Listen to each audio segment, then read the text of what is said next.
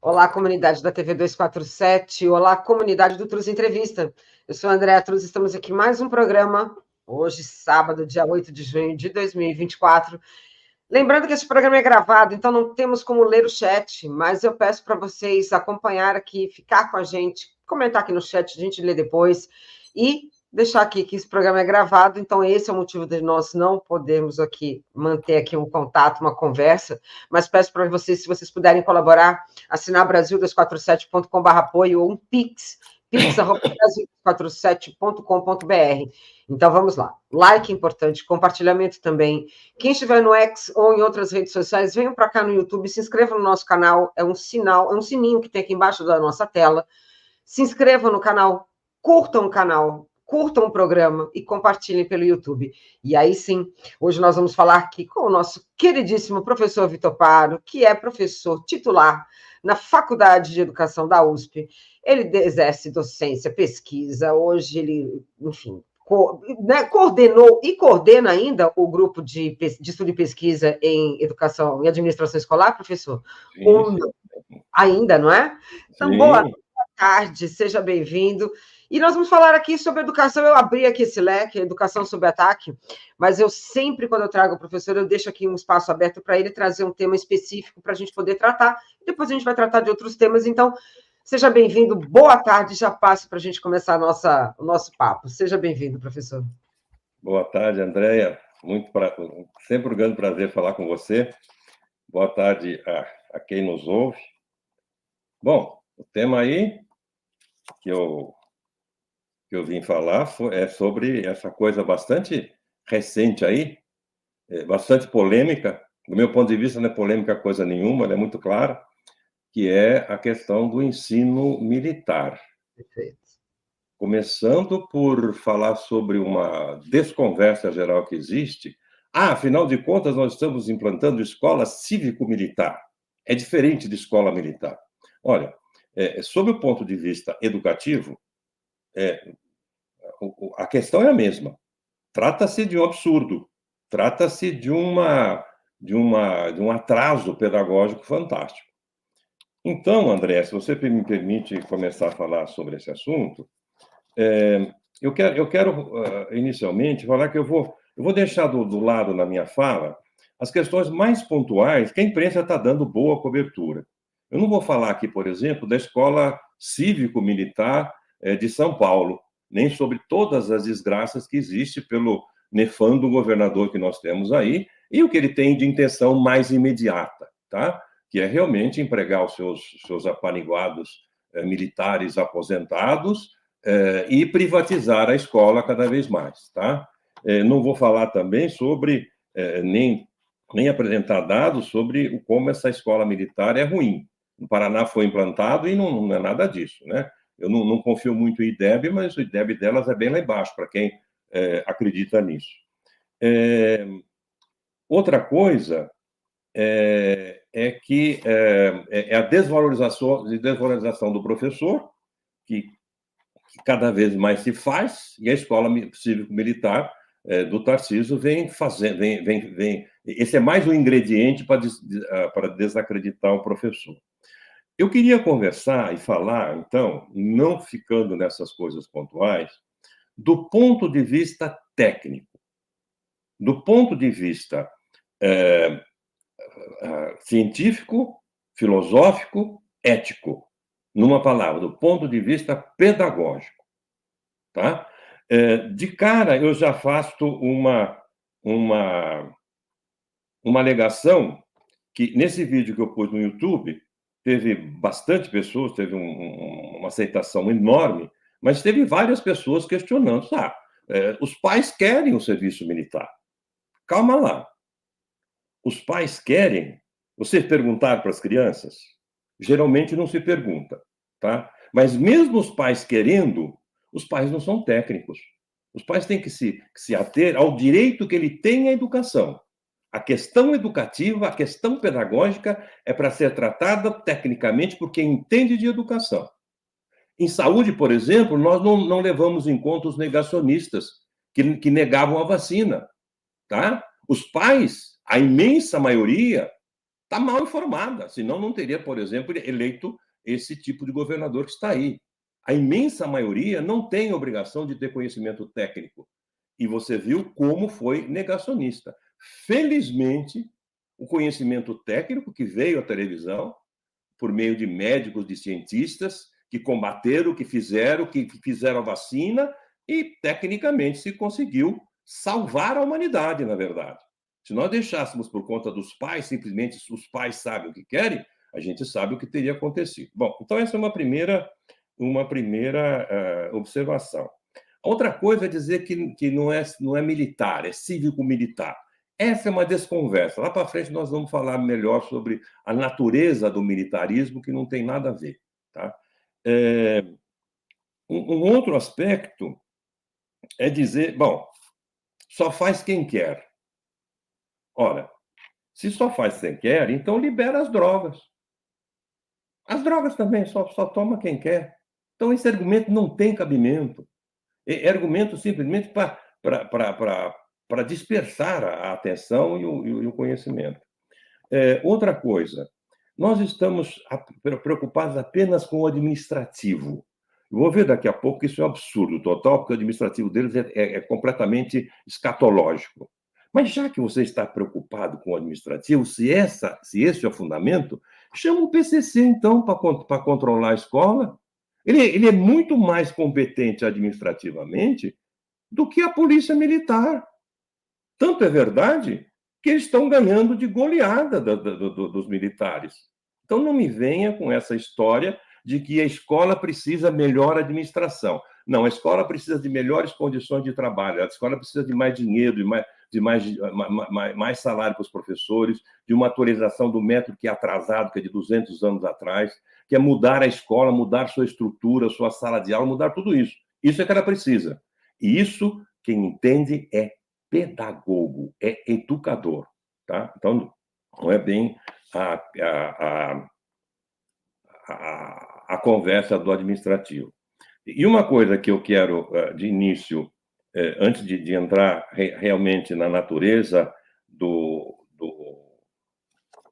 pedagógico, em contraste, em oposição radical com o militar, é que, atualmente, os governos mais reacionários, o de São Paulo, do Paraná, o de Minas Gerais, deve ter outros por aí, mas esses três são os que estão mais em evidência, é que, Deus me livre, periga acabar sendo o governo federal futuramente, que é uma lástima. Eu não quero misturar essa questão de eleição com a argumentação aqui. É que eles, na verdade, ao colocar a escola militar, eles matam dois coelhos com como dizia a Zulpério, né? 2 coelhos com uma caixa d'água só, né? 2 coelhos com uma caixa d'água só. Eles conseguem lucro para os poderosos. Os militares, eles já estão aposentados, eles já têm uma boa aposentadoria, eles vão ganhar mais. E claro que os paniguados a eles vão ganhar também, quem duvida disso.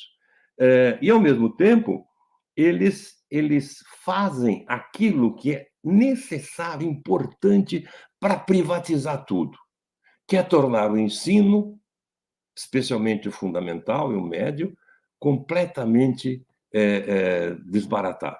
Eles querem um ensino superficial, tendencioso, para as camadas pobres. Veja, esse ensino superficial que está aí é o mesmo que estava antes e que fez com que nós chegássemos a essa barbárie hoje, num tipo de congresso que nós temos, com pessoas abaixo de qualquer nível. Essas pessoas são exemplos maravilhosos daquilo que se ensina numa escola cívico-militar. Em vez de ensinar a apropriação do mundo, a apropriação do real, ninguém está pedindo para ensinar ideologia, não, senhor. Eu quero que vá lá para aprender ciência, para aprender que a Terra gira em torno do Sol, que a Terra não é plana. As pessoas que aprendem isso, que se acostumam a se apropriar da ciência de uma forma consistente, fazendo-se sujeito, pensando, acreditando nas coisas, não porque um Deus diz, porque um mito diz, porque um profeta disse, mas porque ele tem condições de ser humano, de se apropriar daquele real. Essas pessoas não votam nesses trastes que cometem essas canalices por aí.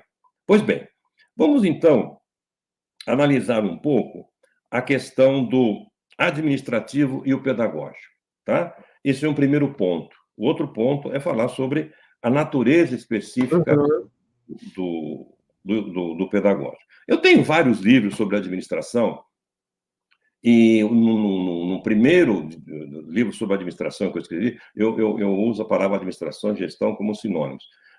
Administração Escolar e Introdução Crítica. Nesse primeiro livro, que acabou revolucionando toda a teoria e tudo o que se dizia a respeito da administração escolar, porque antes tinha uma administração escolar que procurava aplicar nela os parâmetros, métodos e técnicas da empresa capitalista. São empresas diferentes, mas você pode aplicar. Não, não são diferentes, não. Elas são antagônicas. Tá? Agora, o antagonismo se mostra mais flagrante, mais vibrante ainda. É o antagonismo entre ensinar, dar educação e matar. Preparar para a guerra. Preparar para tirar a vida. Tá? Então, o princípio básico do qual eu tirei todas as minhas conclusões não é nem um princípio ideológico. Veja, vamos trabalhar. É isso que eles têm medo. Eles têm medo dessa clareza ao alcance de todo mundo. Nós podemos pensar claramente. O que é administrar? O que é gerir no sentido de administração? O conceito que eu trabalho é o seguinte: administração é mediação. Administração é a utilização racional de recursos para atingir determinados fins. Você tem... Administração não é simplesmente um mandar no outro. Isso é a mera gerência, o mero mando. Para você conseguir seus objetivos, seja produzir um tamanco ou botar um foguete na Lua, um satélite na Lua, você precisa usar da forma mais adequada, em todos os aspectos possíveis, todo aquele que você tem à disposição. Percebe? Isso é administrar. Claro que deriva daí vários tipos de administração. Uma administração autoritária, uma administração democrática, administração do hospital, administração de uma escola, administração de um hospício, administração do PCC, por exemplo, que é administração também, e assim por diante. Pois bem, se é assim, se promover a construção de um objetivo é a utilização racional dos meios que você tem à disposição, esses meios necessariamente têm que estar de acordo, têm que estar coerente com o objetivo que você tem em mente. Coisa mais banal do mundo é que é desprezada. Os meios não podem contrariar os fins. Exemplo, eu não varro a calçada utilizando um fuzil ou uma metralhadora. E eu não vou para a guerra com uma vassoura. Percebe? Então, veja, se você vir alguém na sua calçada com um fuzil engatilhado, ele não está pretendendo varrer a calçada. A mesma coisa, você não é idiota, a não ser que você seja um pacifista e queira fazer alguma coisa relacionada a isso, você não vai na frente de batalha com uma vassoura. Percebe? Mutatis mutandis, se você tem como objetivo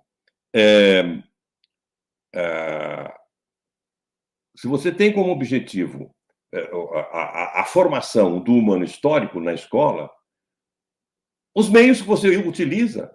Quando eu falo meios, eu falo tudo. Eu falo todo o esforço humano coletivo de todas as pessoas. Eu falo o tipo de trabalho, o método de ensino. Veja, eu tenho uma briga com aqueles que acham que a escola tem que ser revolucionária no sentido de pregar o materialismo histórico contra isso, tal. Não, moço.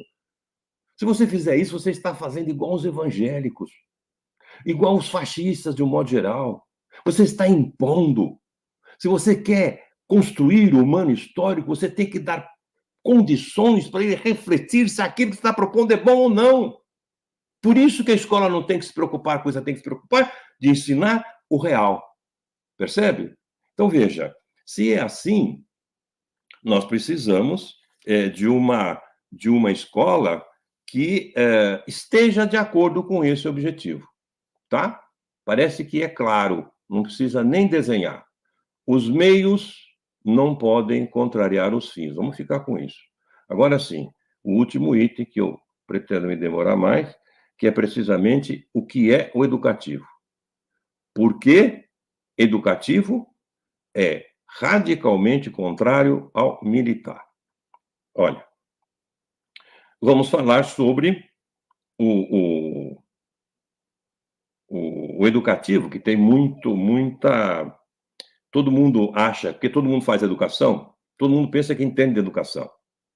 O pai ou a mãe, ele vê que ele conversa com uma criança de 4, 5 anos e ela entende o linguajar dele, ela pensa que ela pensa igual. Não pensa. Tá? Então, vamos com calma. A pedagogia existe com todas as ciências que a informam. A psicologia da educação, a filosofia, a história da educação, a didática, a antropologia, mais recentemente, inclusive, a neurociência, não esses palhaços que andam fazendo autoajuda aí, dizendo que é neurociência. Todas essas ciências informam, dão condições para a educação, a pedagogia, num sentido bastante amplo, proporcionar maneiras, formas práticas de ensinar da forma mais adequada possível. É como, é mais ou menos, a medicina é uma prática que conjuga todas as outras ciências que estão a serviço dela. A mesma coisa a educação. Então, em educação, não basta isso, ir assim.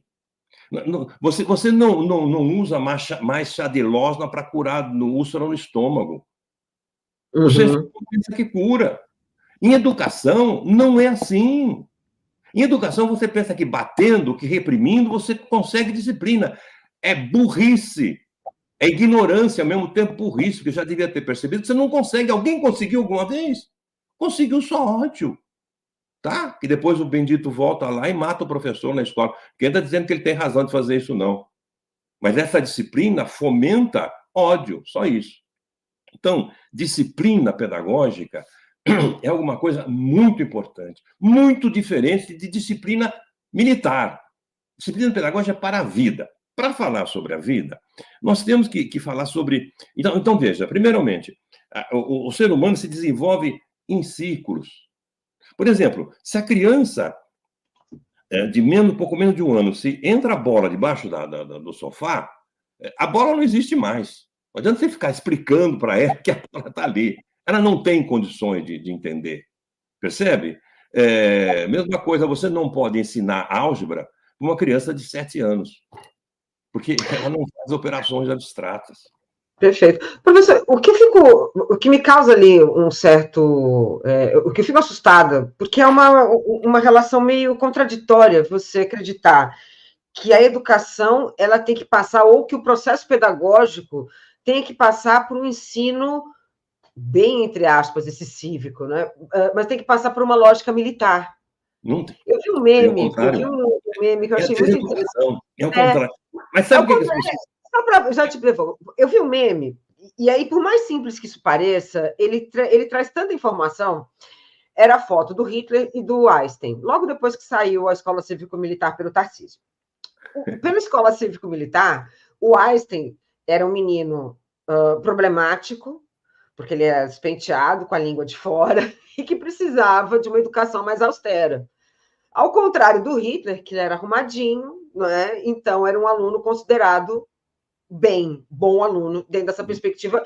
Eu estou pegando dentro de uma lógica até semiótica do que eles pontuam como uma identidade para um aluno de uma escola cívico-militar. Mas passa por aí também, porque não tem o menor sentido, não é? A pedagogia conversar com o ensino militar. Passa para você. É isso que eu queria dizer. Sabe por que as pessoas não percebem? Sabe por que as pessoas não reagem tanto contra o ensino militar? Porque o ensino militar já existe na educação tradicional. o paradigma da educação autoritária é militar. Para o militar, isso é regra, e eu não vou discutir com eles, eles que se matem lá. Você tem que obedecer cegamente, sempre. Porque se você não obedecer cegamente, você não ganha guerra, tá? Você tem que obedecer os planos de um general, de um major, de quem lá seja. Em educação, não. O objetivo da educação é outro. O objetivo da educação não é matar. O objetivo da educação é formar o humano histórico. Mas vamos ficar, por enquanto, na questão educativa. Depois nós contrastamos com a calamidade militar. Muita gente estranha quando eu falo calamidade militar. Eu vou demonstrar por quê, tá? Porque muita gente também não pensa nisso. Mas a educação parece que é muito simples. Basta você obrigar e você consegue. Aí, precisa duas palavrinhas. Eu recomendo aqui, não dá para ficar sem fazer propaganda. Esse livrinho aqui, Educação como Exercício do Poder, que eu reflito sobre um conceito científico de educação, contra o conceito do senso comum. Veja, você tem que pensar o que vamos diferenciar, vamos pensar em poucas palavras, isso é o mais importante de tudo, o que diferencia o ser humano de uma anta? O que é que nós temos de singular? Tem muitos colegas meus, educadores, que acham que é o fato de ser social. Uma ova. Social, a abelha também é. Percebe? O homem não é apenas social. O homem é político. Só que é o seguinte, não é o sentido estúpido que vocês têm de político por aí de um modo geral, não. Político significa o seguinte, o ser humano é o único ser que se manifesta diante do real. Ele é natureza pura, mas ele transcende a natureza. Ele não é só natureza.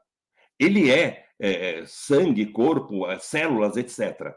Ele é necessidade, aquilo que necessariamente acontece. Isso todos os animais são. Isso tudo mais que não seja humano é necessidade pura. Acontece necessariamente. Acontece por conta de leis naturais que não são comandadas por nenhum humano, por nenhuma vontade humana. Tá? Isso tudo é natureza. O ser humano é o único que se diferencia disso. E veja, ele só se diferenciou porque ele levou às últimas consequências disso. Nos primeiros momentos do desenvolvimento natural do homem, no desenvolvimento da evolução humana, quando chega a esse tipo de esqueleto que nós temos aqui, de corpo humano, veja, só sobrevivem a espécie que conseguiu, junto com o outro, produzir a sua própria vida. Você precisa do outro para produzir a sua vida. Tudo que eu tenho dinheiro todos os dias, a todo momento, para mim, para viver, eu dependo de bilhões, muitos bilhões de pessoas que existiram no mundo inteiro, senão eu não existiria, tá? Tudo que eu pego, desde uma camisa que eu visto, tudo. Pois bem, desde os primeiros tempos, o ser humano precisa disso. Um caça, outro pesca, outro cuida das crianças, outro faz vaso e todos têm acesso ao trabalho de todos. Se não fizessem isso, não teriam sobrevivido, não existiria espécie humana diferente de uma anta. Seria uma espécie qualquer, um macaco qualquer outro, que viveria gerido, regido pelas leis naturais. O ser humano não. Mas sabe como que ele faz isso? Ele faz isso porque ele tem vontade. O que o identifica dos outros animais é que ele, individualmente, ele se manifesta diante do real. Ele tem uma condição ética. Ética quer dizer, isso eu quero, isso eu não quero. Ele se manifesta eticamente, ele tem vontade. Então, eu tenho vontade, o outro tem vontade, nós temos que conversar. A abelha é social naturalmente, porque ela é coisa. Ela não tem vontade. Ela nasce naturalmente social. O ser humano não. Ele, para se fazer social, ele tem que ceder, percebeu? E, ao mesmo tempo, alcançar o outro. Ele precisa fazer que o outro haja de acordo com a sua vontade. Isso se chama poder social. Isso se chama política. Mas o outro também faz a mesma coisa. Percebeu? Você só é humano à medida em que você leva e se encontra. Se você abrir mão disso, o outro se torna um sujeito e você se torna uma coisa. Então, sujeito, senhor de vontade, botam na cabeça isso, é a condição para você existir como ser humano e é a condição para você fazer aquilo que só você pode fazer. Você, como sujeito, pode ser preso, aguilhoado, pode ser obrigado a trabalhar numa sociedade de trabalho forçado e assim por diante. Mas tem certas coisas que só você pode fazer. Por exemplo, aprender. Isso não tem força que te consegue, isso tem que depender da sua vontade. Você tem que fazer-se sujeito. Então, bota na cabeça isso, tudo parte disso, o resto tudo é absurdo. O ser humano só aprende se quiser. Agora, o ser humano adulto, que já passou por todas as vicissitudes e está formado, no ensino superior, por exemplo, ele já chega querendo aprender. Eu faço operações abstratas suficientes para dialogar com você, você dialogar comigo. A criança não. Então não adianta conversar racionalmente, logicamente. Você precisa daquilo que existia e que continua existindo para todos nós quando crianças, no começo do mundo. Você só se faz com o outro pelo afeto, pela ternura, fazendo-se junto com o outro. Então, como a criança só aprende se quiser, você tem que levar isso em conta. Dizer que você vai na escola, que faz tudo certo, a criança não aprende porque não quis, já disse isso aqui. Uma coisa é dizer que a cirurgia foi um sucesso, meu paciente morreu. Não existe aprendizado se não houve ensino. E o ensino começa por levar o outro a querer aprender. Levar o outro a querer aprender não é disciplina. Se você disciplinar, você nega o outro, você faz dele de uma coisa. Por isso, disciplina não é imposição. Não é... No serviço militar, sim. No serviço militar, se você botar isso, se você botar gente, se você botar ser humano no serviço militar, você arrebenta com ele. Percebeu? O serviço militar não é humano. O militar foi feito para matar. É esse o objetivo dele. Não vamos nos enganar. Vamos parar de romance. E eles matam não só pelo gosto de matar, eles matam cruelmente, eles matam friamente. Percebe? Aquelas crianças, prestem bem atenção, aquelas crianças que morreram assadas lá recentemente em Gaza, o Netanyahu não tinha nenhum ódio delas, porque ele nem a conhecia. É que o Netanyahu tem interesses mercantis, como tem os canalhas desses governadores, tem interesses mercantis que precisam disso, que precisa que as pessoas morram, que as pessoas sejam alienadas para votar neles. Para ser alienada tem que ter escola ruim, e por isso nós temos que botar a escola militar. Percebeu? Então, veja, o estatuto do militarismo é esse, é a morte, é alcançar o outro. Você não vai para a guerra para brincar. E veja só, eu já tô entrando na questão da guerra, que ela nega precisamente o sujeito. Veja, pergunte-se isso, tem tantas obras de arte, me lembro de um você talvez lembre de ter ouvido, assistido quando criança, sei lá, mas ainda é um filme da década de 30, 40, sei lá, chama-se A Grande Guerra, tá? Que mostra isso, um soldado na trincheira e o outro do outro lado, ele nem conhece o outro. Ele mata o outro porque ele está sendo mandado, é um filme italiano, ele está sendo mandado pelo governo dele, pelo Estado dele. Olha que coisa mais absurda. Você vem me dizer que você é inteligente se você está defendendo esse ponto de vista. Defender esse ponto de vista, assim, no mundo atual. O que desgraça o mundo atual hoje? É o meio ambiente. Quem está destruindo o meio ambiente? É a economia. Quem é que está comandando a economia? Por que a economia continua mandando? Por que os Estados Unidos estão aqui do mundo? Porque ele tem armas. E no nosso caso, né, professor, o nosso exército, né, as Forças Armadas aqui no Brasil, o inimigo é o inimigo interno, não é? Sempre foi. Sim. Ainda tem isso. Então, e essas coisas incongruentes. Veja, você vai votar para cuidar de você. Vigiar e punir, né? Vigiar e punir. Passa por esse estado, não é? De punição, não é? De vigiar e punir, não nos esqueçamos. Vigiar e punir não é só pelo que O Foucault analisava, não, vamos botar Karl Marx nisso aí. Perfeito. Humilhar e punir a serviço de quem está se apropriando da riqueza. Exatamente. Milhões de negros morreram na África e continuam morrendo, assim, chacinas sobre chacinas, por conta de dinheiro. Escravidão do negro no Brasil foi feita pelo capitalismo, o capitalismo bonitinho aí, que mostra a cara bonitinho. Ele não escraviza hoje a população porque não é economicamente viável. Se fosse, escravizava. Tanto que onde pode, escraviza. Tá? Então, a serviço do capital, que é um modo anti-humano de gerir a sociedade. Porque ele faz com que os meios de produção e que por trás tem os meios de guerra, tá? O grande poderoso, o grande capital, não tem apenas o capital na sua mão, que ele faz o trabalho forçado. Você trabalha para mim ou você morre.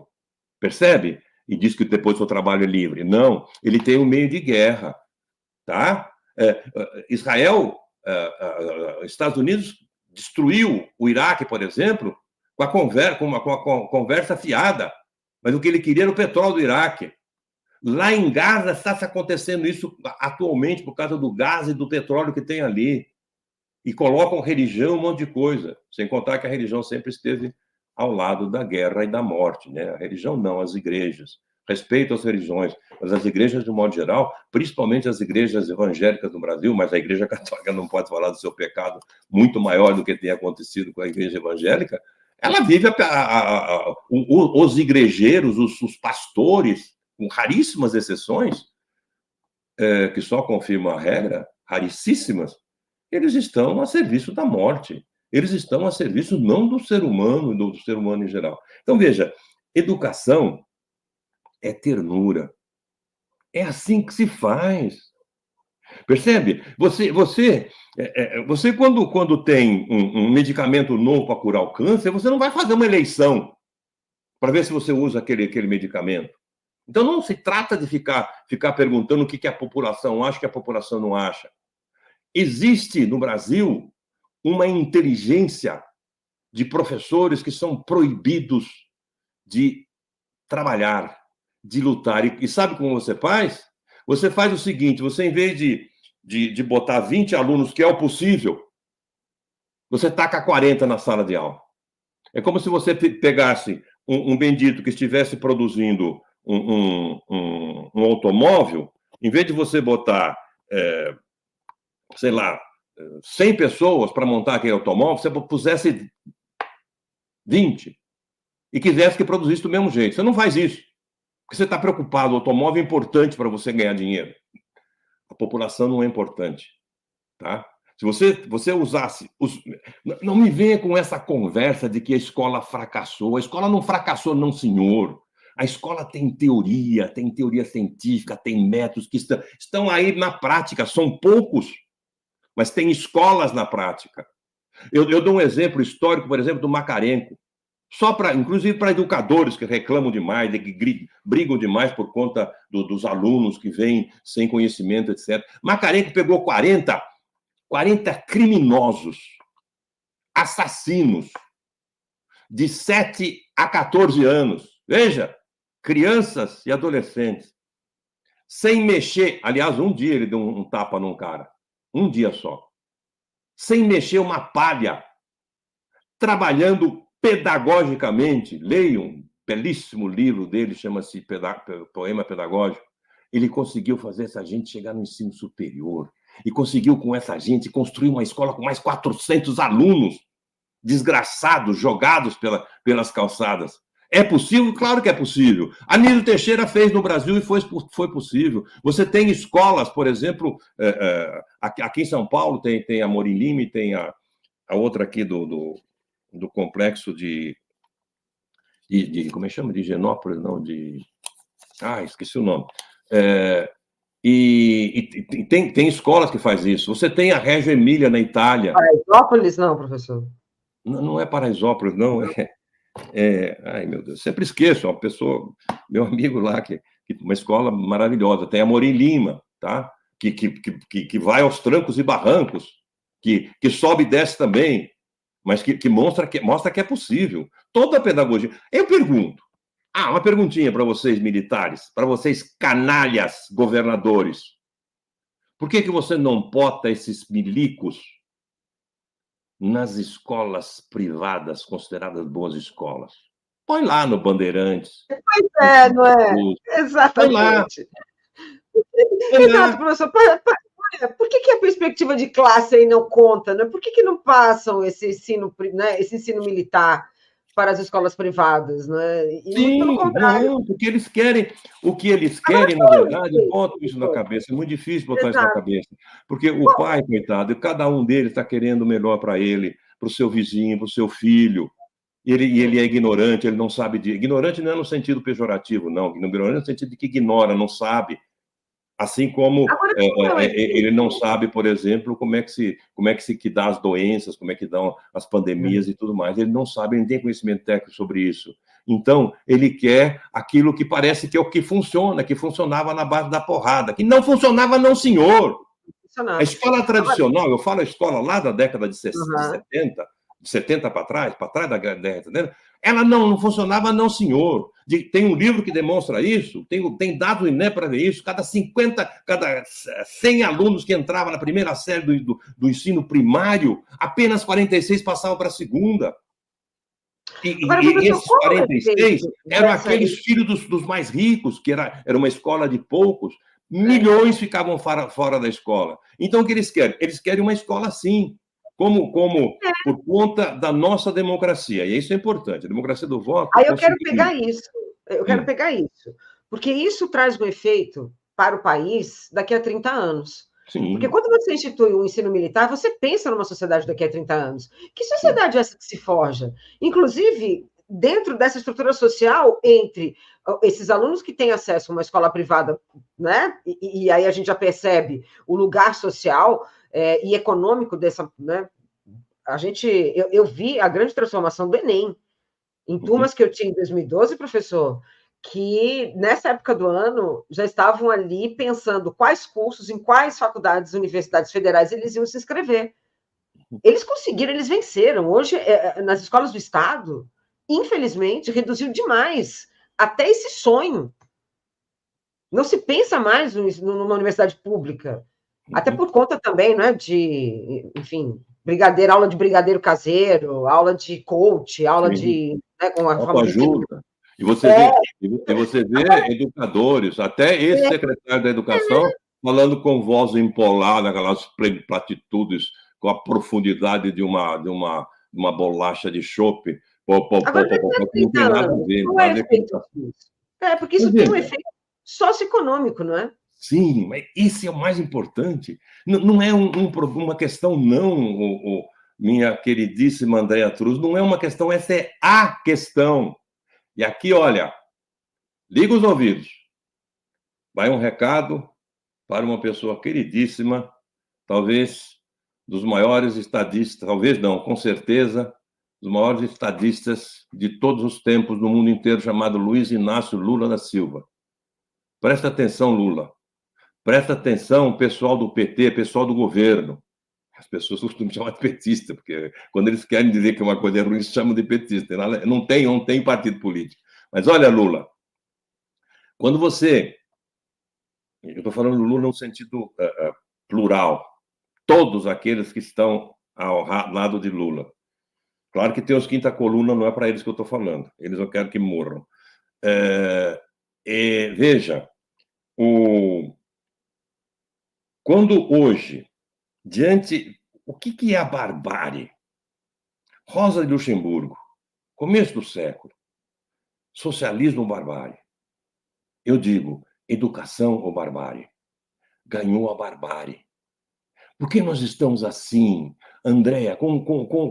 Veja, se nós temos hoje um presidente da República do nível altíssimo, uma pessoa preocupada com a humanidade, chamada Luiz Inácio Lula da Silva, na presidência da República, e nós não conseguimos fazer quase nada. Por quê? Porque nós temos um Congresso bastardo, no pior sentido da palavra. Tá? Por quê? porque esse Congresso recebeu o voto dessa gente. Percebeu? Ó, não me venha com essa conversa de que os bolsomínios existem e eles são espertos em usar as redes sociais. Tem que usar redes sociais, eu mesmo estou usando agora, tá? Mas veja, não é proibindo de usar as redes sociais, tem que proibir, claro, aquilo que é errado, e não é dizer que precisamos ser mais especialistas nas redes sociais. Essa batalha já foi perdida, moço. E foi perdida pela responsabilidade de um governo de esquerda de Luiz Inácio Lula da Silva. No começo do século, ele tinha, se tivesse sido cercado por educadores de verdade, mas não foi, por pessoas realmente preocupadas e conhecedoras da educação, não teria continuado a política estúpida do senhor Fernando Henrique Cardoso. Ele continuou com toda aquela palhaçada.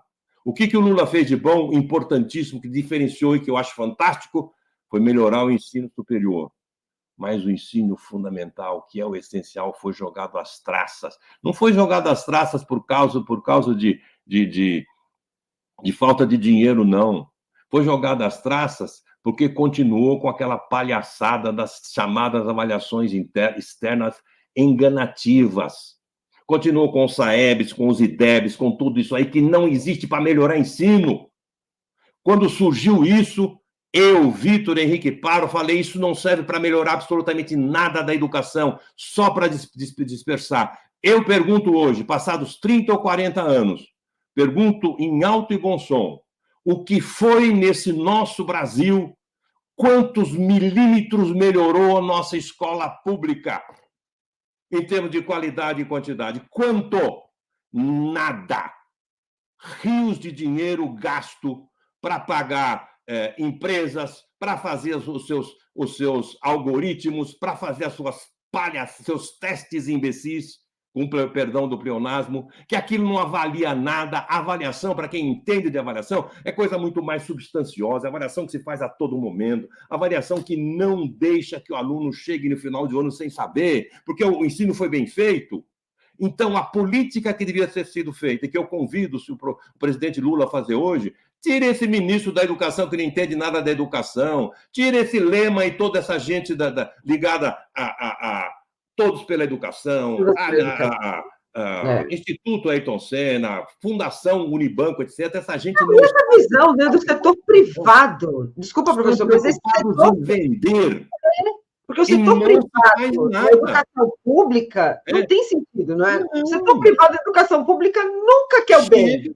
Chega de usar a bandeira do ensino não é? Do ensino para o ensino superior, que eu acho correto, tem que dar ensino superior, mas veja, não é nenhuma questão apenas de dinheiro. Não há, não. Se tivesse havido pessoas verdadeiramente conhecedoras, não amadores, dentro do Ministério da Educação, desde 2002, nós não teríamos Bolsonaro. Não teria, é isso que você falou, Andréa, não teria voto para ele. Sabe por quê? Não porque pregamos o materialismo histórico, porque ensinar o capital para crianças é tão estúpido, tão criminoso, quanto botar na criança a ideia de um Deus que não existe. É criminoso, porque ela não tem condições de perceber a mentira. Assim como é criminoso, porque você, ao querer ensinar a teoria do valor, que precisa de concepção, de operações abstratas, você só joga aquilo como uma crença. Como uma crença. E o jovem brasileiro é de esquerda, depois vira um desgraçado de um reacionário. Porque ele aceitou tudo aquilo por conta dos seus problemas sexuais ou qualquer coisa assim, aceitou como um mito, não leu o Capital, não leu a teoria científica do valor, continua acreditando nas balelas dos economistas, que não entendem nada de economia, e votam nessa gente aí. Percebeu? Então, o que precisa fazer? Não é que pensar que vai resolver, não. Vamos continuar lutando contra os Liras, contra os Pacheco, contra toda essa gente que faz todos esses vendilhões que existem por aí. Vamos continuar lutando. O Lula é um esperto nisso, é fantástico, vamos lá. Mas, Lula, vamos tentar. Eu sei que, de repente, você não consegue, mas não pode ter no Ministério da Educação alguém que não entenda nada de educação, de cabo a rabo. É preciso alguém não só comprometido com a educação, porque nós temos muitos professores comprometidos com a educação que não entendem de educação. Percebe? E que pensa que para ter uma escola melhor basta pagar bem todos os professores. Não! Pagar bem para os professores nem se deveria discutir, tem que pagar. Tem que acabar com essa escola burra que tem aí. Essa escola não foi feita para ensinar. Você deixar crianças... Veja só esse absurdo. Você deixar crianças confinadas numa sala de aula de 4 paredes durante 4 ou 5 horas sentado olhando um professor. Isso é criminoso. Não existe mais. É uma coisa que curar fratura com benzeção, chamar benzedora para curar fratura exposta. Não dá mais. Percebe? Então, precisa mudar isso. É a concepção de educação que precisa mudar. Tá? Então, é por isso aí. Agora, enquanto a gente não faz isso, Lula, os seus inimigos, os nossos inimigos, os governadores, vão tendo votos. E você vê no Ministério da Justiça aquela coisa que está lá da educação, lá, aquele consequente que está lá, por exemplo... Nicolas Ferreira, na comissão, né? O Nicolas Ferreira, falando, né? Não, que não tem, né? Que é um deboche, na verdade. Mas aquilo era previsível. E nesse sentido, professor, e por isso que a educação está sob ataque, não é? Por isso que a educação está sob ataque, porque ela está nas mãos da extrema-direita. Ela sempre esteve sob ataque. Nós perdemos. Nós privatizamos uma coisa que é pública. E veja, nós perdemos essa guerra, eu costumo dizer, em 61, na LDB. Perfeito. Quando a Igreja Católica, um das maiores orcrim de todos os tempos, conseguiu impor a sua vontade do ensino privado, tá? O ensino é uma responsabilidade social, sim, mas pública, de todos. Não é privado, não é de um ou de outro. Então, você está privilegiando uns, se a partir do salário não, do dinheiro que os pais têm e podem colocar numa escola privada bonita, que nem precisa ser boa, porque ele encontra os seus... É igual a Índia, são as castas. Ele encontra os seus parceiros. Ele não precisa nem aprender que a Terra gira em torno do Sol. O seu parceiro já sabe, porque o seu pai já sabe, porque o seu pai já foi privilegiado, entendeu? E a camada que realmente precisa, está lá. E uma coisa que você vê contraditória, você vê professores, mas os pais não educam seus filhos em casa. Minha filha, esses pais que não ensinam seus filhos em casa é porque você não, o teu antecedente no passado não ensinou eles na escola. Percebe? Não tem essa de que você tem que educação em casa e na escola a instrução. Não, senhor. Educação não tem essa diferença. Educação é apropriar-se do real de todas as formas. E uma das coisas reais mais importantes é aquilo que o ser humano constrói como ética, como o que é certo e o que é errado. Isso se aprende com um método correto e não a partir da pancada que às vezes recebe em casa. E aí é comum ouvir coisas absurdas do tipo, eu sou professor, não sou educador, educação quem dá é em casa é o pai e mãe. Eu acho isso de um absurdo, de uma pobreza, professor. Porque é não entender a complexidade do papel da escola, não é? Na vida daquela criança, daquele sujeito. Porque a escola reproduz a vida, não é? Então, você precisa ver o que eu levei de cacetada. Veja, eu sou completamente desconhecido no TikTok. Eu comecei o TikTok há 1 mês e meio atrás, não sei. Eu não tinha nenhum seguidor. Agora eu tenho 2.000, sei lá. E só esse videozinho que eu coloquei, vamos parar de achar. Está com mais de... Está com perto de 50 mil... deixa eu conferir aqui, eu falo já para você, ó. Só esse aí está com 55.700, só no como é que chama?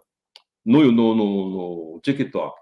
Está com mais uns 30 no Instagram, é uma coisa louca. Porque ninguém nunca pensou nisso. Veja, tem muita gente reclamando? Tem. Mas É isso que eu ia perguntar, apanhou muito. tem uma multidão aplaudindo e Que dizendo: legal. nunca pensei nisso. É o nunca Perfeito. pensei nisso que tem que ver. Nunca ninguém pensou que a Terra gira em torno do Sol. O óbvio, como dizia o Einstein, o óbvio é o mais difícil de ser percebido. Ele mostrou isso, ele falou: é fácil, olha, é tão óbvio, m igual a MC2 ao quadrado. Entendeu? E igual a MC ao Mas vem quadrado. cá, e o apanhar, entre o apanhar e essa relação mesmo da pessoa que fica inusitada, entendendo que a educação é muito mais profunda do que esse blá blá blá da extrema-direita, né, de que a educação tem que estar nas mãos da família. Né? No Sul, por exemplo, o que a gente tem visto ali é de um retrocesso absurdo, né, professor? É desde Estado que bota livro para ser proibido, prefeita que queima livro, ratinho, governador que privatiza a educação, que manda o Feder para cá. Manda o Feder é ótimo, né? O Feder vem para cá agora fazer esse mesmo processo aqui. Assim, é o neoliberalismo que deu certo. Eles conseguiram avançar na educação. Na verdade, liberalismo, neoliberalismo e fascismo são coisas com nomes diferentes, são, na verdade, eufemismos só. Mas o que é preciso ter importante, e que eu falo, eu insisto, claro, não para a maioria, que a maioria tem consciência disso, mas para grande parte que não pensa nisso, nós não temos que ter ódio do Feder. Existiria um monte de outros energúmenos igual o Feder. O que nós temos que ver, como diria o nosso velho Marx, quais são as múltiplas relações que levam a isso. Por que é isso? Que sociedade é essa? Não basta, veja, até os chamados liberais ou neoliberais, outro eufemismo que você queira dar, eu prefiro falar que é o capital, porque eles usam esses nomes para esconder o verdadeiro capital, que vive da exploração. Mas precisa saber o que é essa exploração, não é uma coisa que fala, por isso, mais uma propaganda. O capital para educadores. Não basta perceber, veja só, nós estamos no seguinte ponto, André. Pessoas importantes. Você vê, não vou nem falar não, mas pessoas importantes aí da política. Eu digo, por exemplo, tem um livro do Piketty, que é um belíssimo livro, fala o capital no século XXI. Veja, ele é capaz de mostrar, e neoliberais de um modo geral, como é absurdo os bilhões e bilhões e bilhões e bilhões de dólares, de euros, a riqueza enorme que está nas mãos de uma minoria minúscula. Percebe? Eles são capazes de ver isso. Isso eles são capazes. Agora, o que está faltando é a gente bater na outra tecla. É preciso compreender o que leva a isso.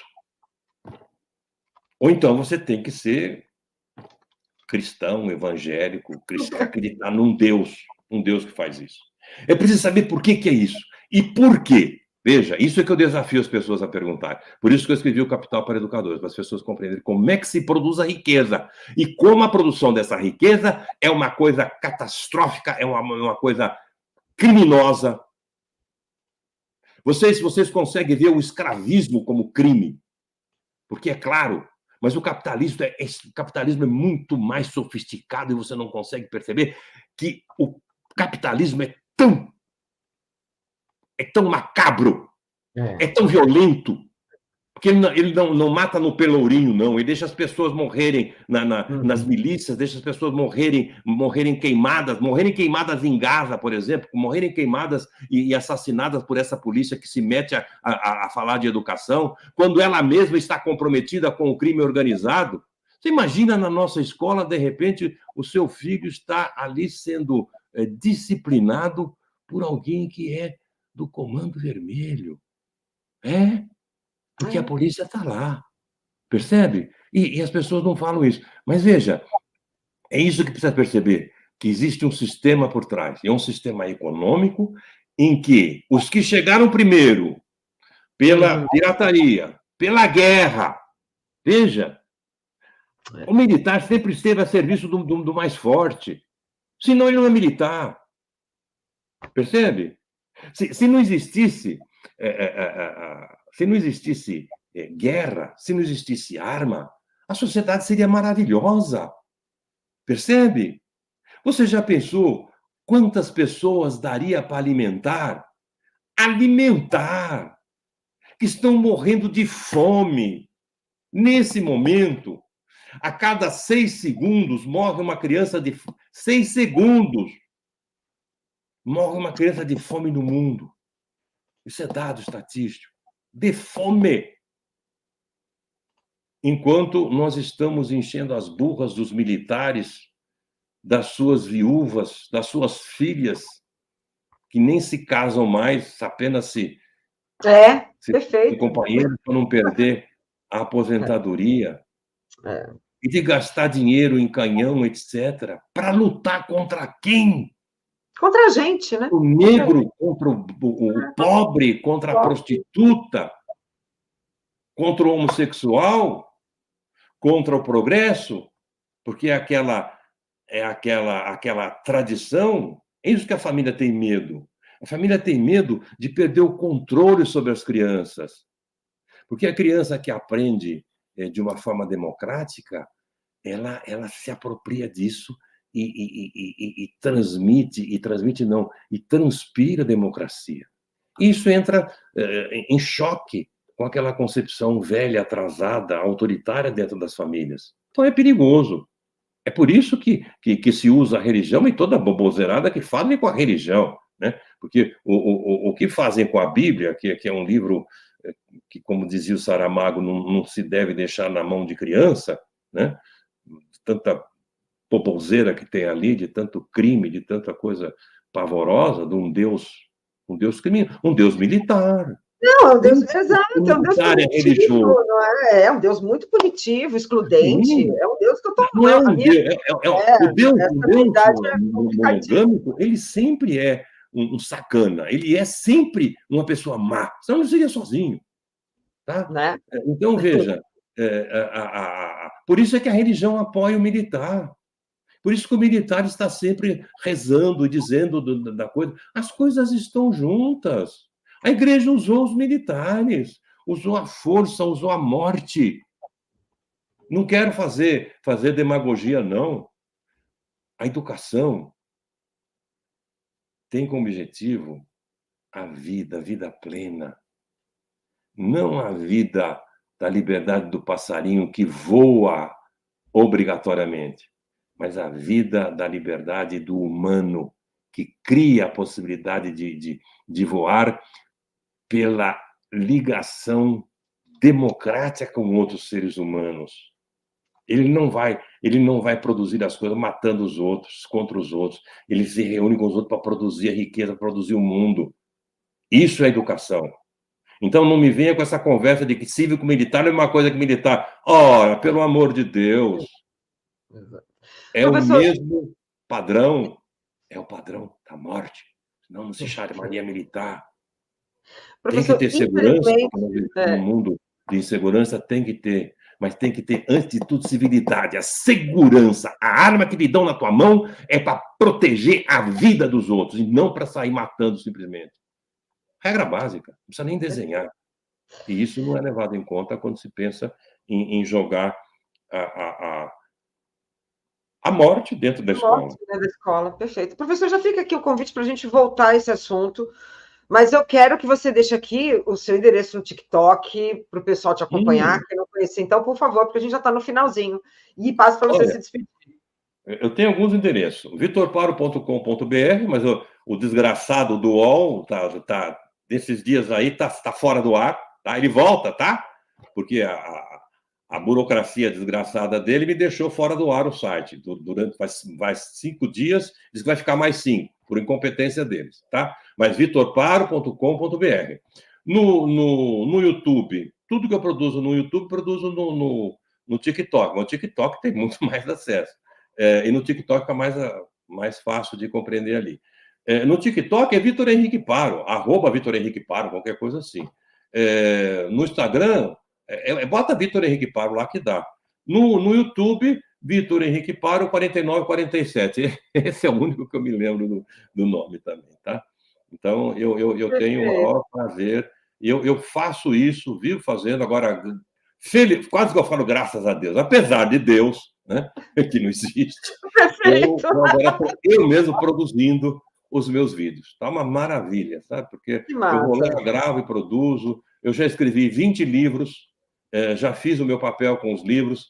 Agora, eu acho que a gente tem que pegar esse pedaço aí de fazer. Está sendo uma experiência importantíssima, porque eu tenho que sintetizar em poucas palavras, porque as pessoas só pegam poucas palavras, em vídeos curtos, coisas importantíssimas, que às vezes a pessoa entende mal. Paciência. Vem outro vídeo e explica melhor. Ela entende mal. Agora mesmo, por exemplo, falei contra a reprovação, todos os professores, todos não, grandes parte das vezes acharam que eu estava criticando os professores. Não é nada disso. Muitos viram a carapuça, claro, mas a imensa maioria, claro, mas a imensa maioria é que está acostumada a levar paulada. Quando você chega e diz que reprovar é estupidez, que não é você que disse, foi Anísio Teixeira há 50 anos atrás. Exatamente. E é realmente estupidez, acha que estou falando contra ele. Não, malandro, vamos brigar junto. Aí eu fiz um outro vídeo mostrando, não, ninguém está falando contra o professor. Mas eu estou pegando essa coisa aí do TikTok, que é muito importante. Temos que, não pode deixar o TikTok na mão de bolsominion só, não. Exatamente. Nós não temos que brigar com eles, nós temos que fazer bem nós mesmos. O erro é isso.